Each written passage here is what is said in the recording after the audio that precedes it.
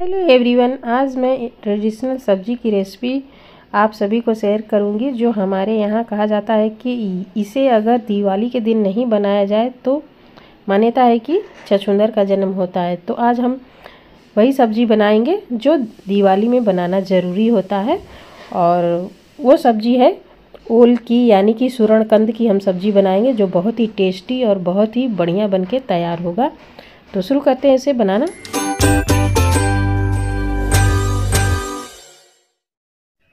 तो यहाँ हमने सूरणकंद को ले लिया है, अच्छी तरह से धुल के साफ़ करके ले लिया है। इसमें बहुत मिट्टी लगी होती है, तो इसलिए मैंने इसे 15 से 20 मिनट के लिए पानी में रख के भिगो के रख दिया था, ताकि मिट्टी अच्छी तरह से धुल जाए, निकल जाए।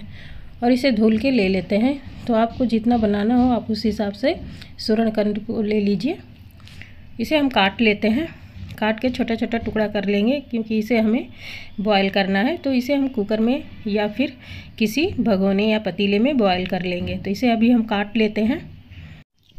इसे 2 भाग करके हम इसको छोटे छोटे पीस में काट लेते हैं, ताकि आसानी से ये गल जाए। तो इसको हमने काट लिया। इसे एक बार फिर से हम धुल लेंगे, और धुल के इसे किसी भगोने या पतीले में ले लेंगे।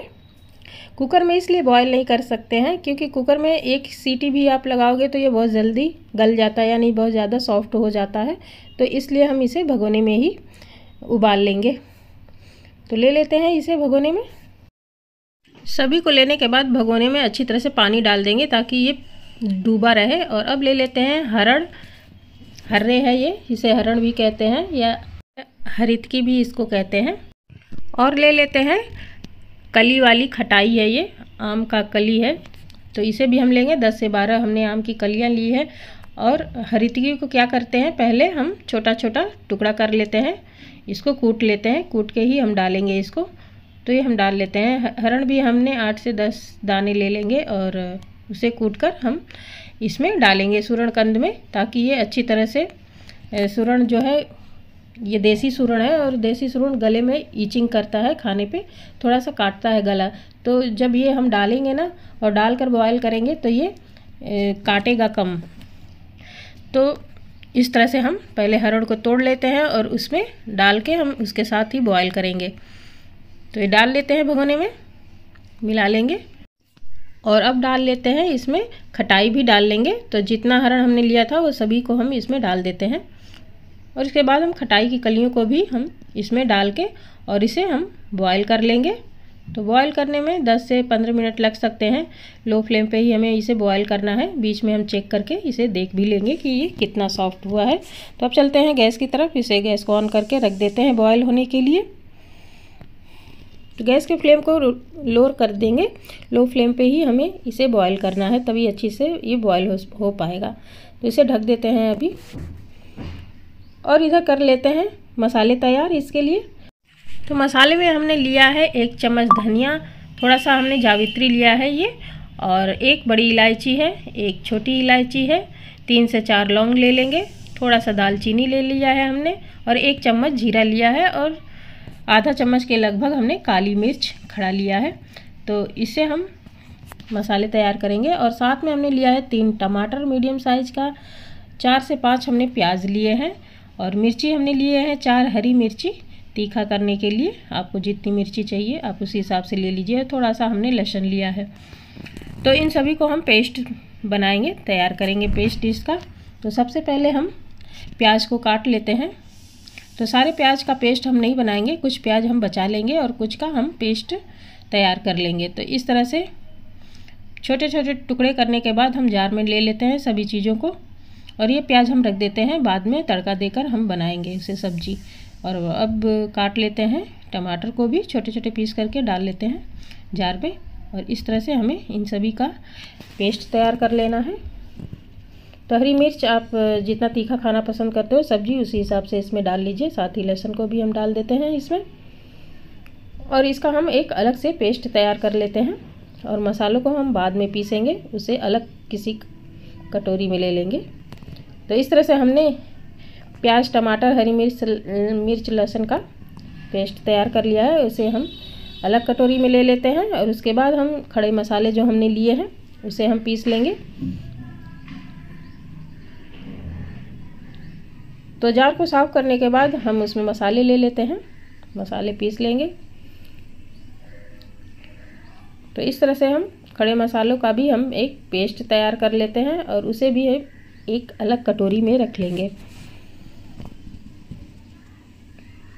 डाल लेते हैं थोड़ा सा पानी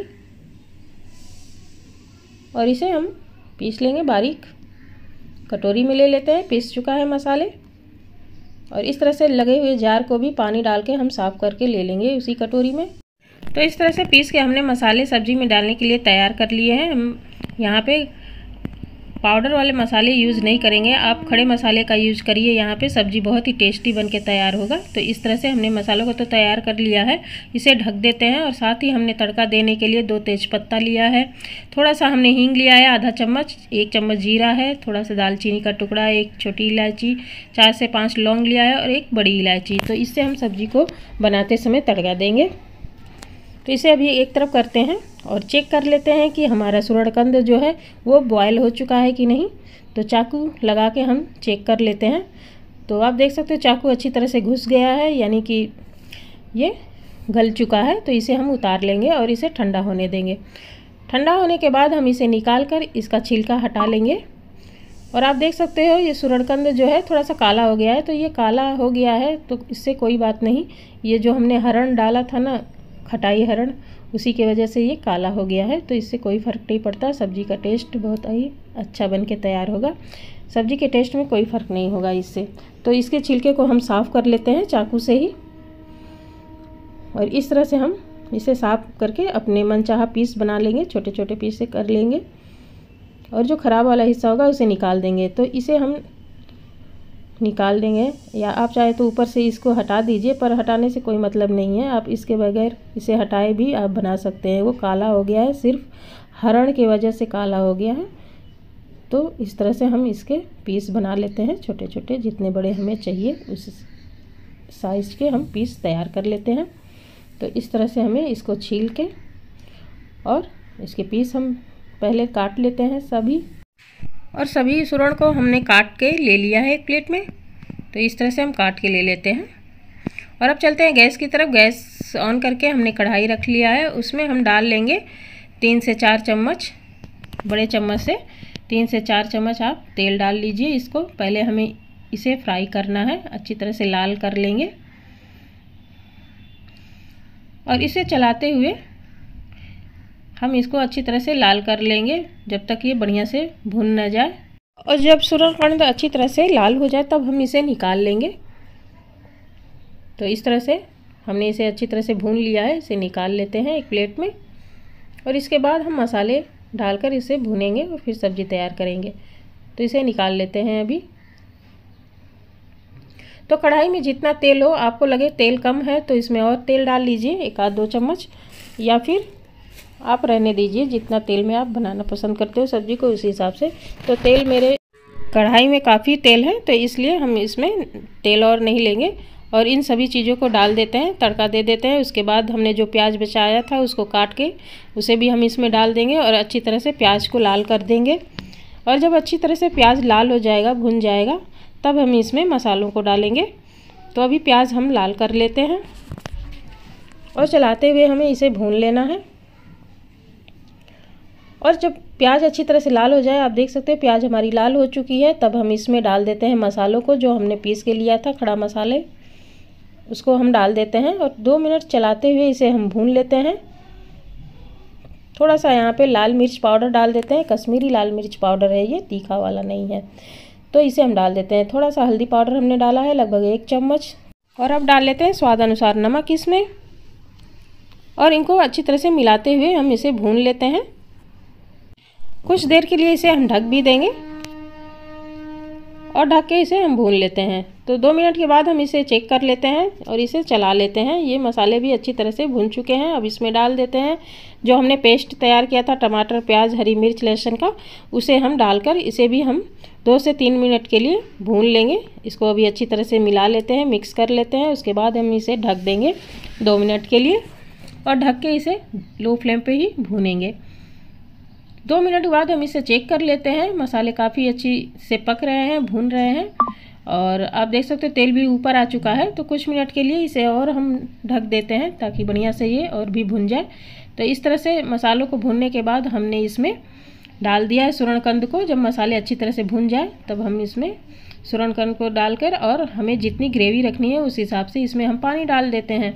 तो हमने 2 कटोरी यहाँ पे पानी डाला है, क्योंकि सूरणकंद थोड़ा सा एब्जॉर्ब भी करेगा पानी को।